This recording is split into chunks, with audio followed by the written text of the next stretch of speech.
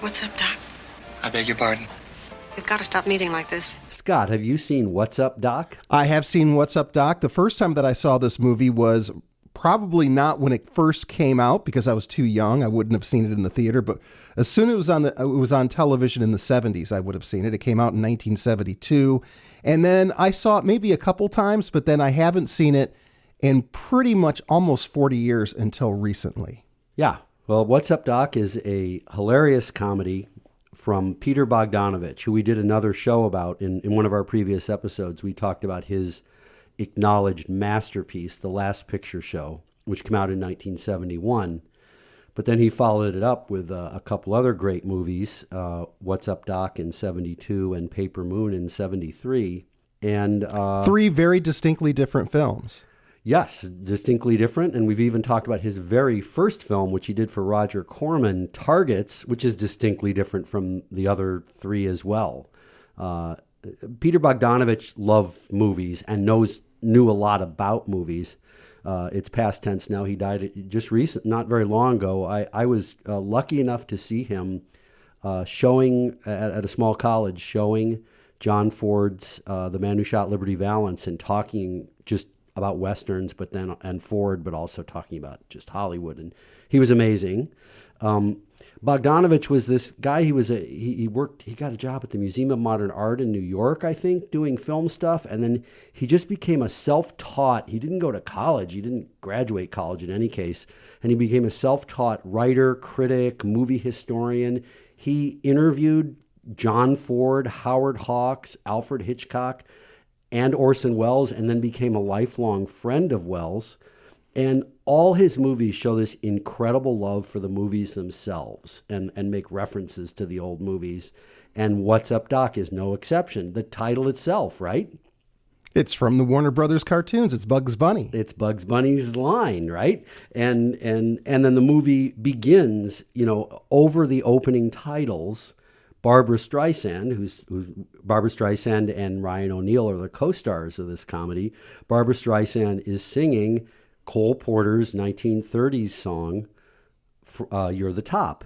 So the title, the old song from the movies, tips us off right away. And this movie is clearly, a screwball comedy in the tradition of the great screwball comedies of the 1930s and 40s.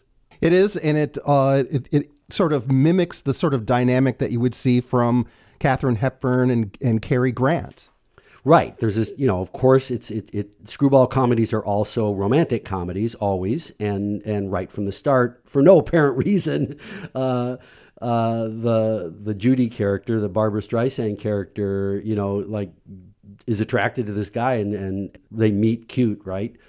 What I love about this movie too, I rewatched it again just a few days ago. I've seen it a couple times, but I hadn't seen it in a while. I don't think it's not just a funny little movie in the tradition of Hollywood screwball comedies. I think it's one of the greatest comedies ever made. I mean, it made me deliriously happy to watch this movie. It's so funny. It's so, the two of them together are just adorable, and it's wacky, and it has endless slapstick visual gags, plot reversals. It has Madeline Kahn in her first movie, and she's amazingly funny. How do you feel about it? I would agree, and I would say that it's also a movie that it fits its time length. It's just a little bit over an hour and a half. I think it's 93 minutes long. It begins very quickly, and before you know it, it's over, and it's only an hour and a half, and it works because there's no fat in this movie. Every single shot, every single scene is for the effect, and so it's either funny or you're being drawn into the two characters who are attracted to each other. It's just this crazy mix-up story. There's four plaid overnight bags that look identical. And it's a simple gag, right? One of them has top secret documents. One of them has jewels, a rich lady's jewels. One of them is Ryan O'Neal, the main character. He's a musicologist who is looking for the musical sounds in rocks, and he has a bag full of rocks. And then the other stuff is just Barbra Streisand's like clothes. And they all get mixed up because they're identical bags. And then there's just these endless gags in this hotel. They all end up in adjoining rooms on the same floor in the hotel. And there's these constant, like, the bags getting switched. And then it all culminates in this crazy chase scene shot on location with dozens of stunt people up and down the hills of San Francisco. Yes, and so you get these classic car chase sequences, but also the people that are moving large panes of glass across the street, or workers working in the street trying to do their jobs, and of course the chase gets in the way. Yeah, just they end up inside a Chinese dragon down on a bicycle, hurtling down the street. There's just every imaginable gag that goes on. One last thing I want to say too that I love, which is a little thing that Bogdanovich threw in there because he loves the movies.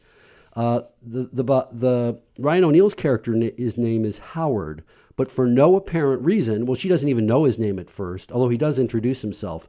But she basically, right from the first scene they meet, calls him Steve. And she calls him Steve the entire movie, which is straight out of To Have and Have Not with Lauren Bacall and Humphrey Bogart, where his name is Harry, but she calls him Steve the whole movie. And one thing that I wondered is her name is Judy. Yeah. And because this is an homage to things like the screwball comedies with Cary Grant, and there's the sort of cliche that the people that would imitate Cary Grant when he would say Judy, Judy, Judy. Oh, that's nice. So I wondered if she was named Judy as sort of an homage to him. Maybe. Or Judy Holliday, since she was one of the most wonderful comic actresses from the old Hollywood movies. Who knows? What about Paper Moon? Well, Paper Moon is something that I'm more familiar with because I've seen it many times. Black and white film from 1973 with Ryan O'Neal returning as the star with his 9-year-old daughter, Tatum O'Neal, who ended up winning the Oscar that year for her performance. Yeah. And it's just a gorgeously shot black and white film, period piece during the Great Depression.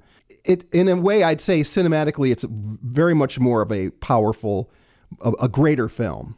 Yeah, cinematically, it does remind you. I mean, it's like his masterpiece, the film he did before What's Up, Doc, The Last Picture Show. Which was also black and white. Also shot in black and white.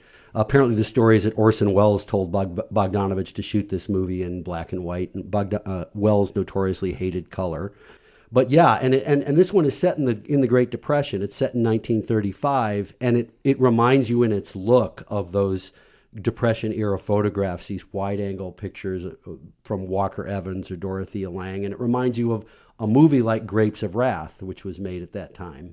And all the lots of deep focus, the everything that's going on in the frame is highly detailed, even though it's very simple.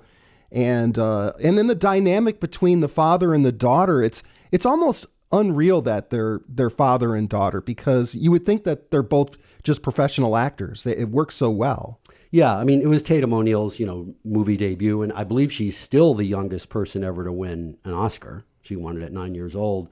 And in the movie, he plays this con man who's driving around Missouri and Kansas selling Bibles as a scam to people for way more money than they're worth. And she's this little girl whose daughter just died, and no one knows who the father is. And right from the start, there's this hint that it might be him, but we don't know, right? So they're not really playing father and daughter, but sort of, yeah. And so it's funny, isn't it? It's very funny, but it's also very touching. And you really immediately care about the characters. And it ends up being a big road trip movie. Yeah.